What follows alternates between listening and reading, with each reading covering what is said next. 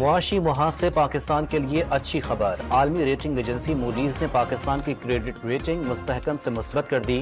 Credit rating CAA3 سے CAA2 ہو گئی۔ مہنگی بجلی اور ٹیکسز کے خلاف شٹر ڈاؤن ہڑتال جاری۔ اسلام آباد، کراچی، لاہور، پشاور اور کوئٹہ سمیت چھوٹے بڑے شہروں میں مارکیٹیں بند۔ تاجروں نے غیر معینہ مدت کی ہڑتال کی دھمکی دے دی۔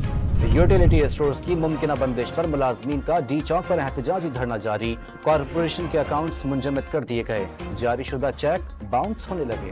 وفاقی وزیر داخلہ سے اقوام متحدہ کے وفد کی ملاقات۔ محسن نقوی نے وفد کو پاکستان میں کالعدم TTP کی دہشت گردی کے ثبوت پیش کر دیے۔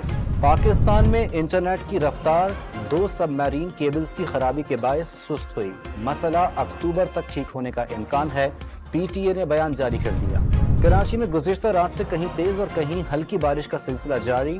ناردرن بائی پاس کے قریب مکان کی چھت گرنے سے بزرگ میاں بیوی چل بسے، بیٹی زخمی۔ ملتان میں 17 کسی کے علاقے میں بارش کے دوران مکان کی خستہ حال چھت گر گئی، ملبے تلے دب کر ایک شخص جان سے گیا، 2 افراد زخمی۔ رحیم یار خان میں احمد پور لمہ روڈ پر تیز رفتار ٹریکٹر ٹرالی نے رکشے کو کچل ڈالا، ڈرائیور اور 2 طالبہ موقع پر ہی دم توڑ گئیں۔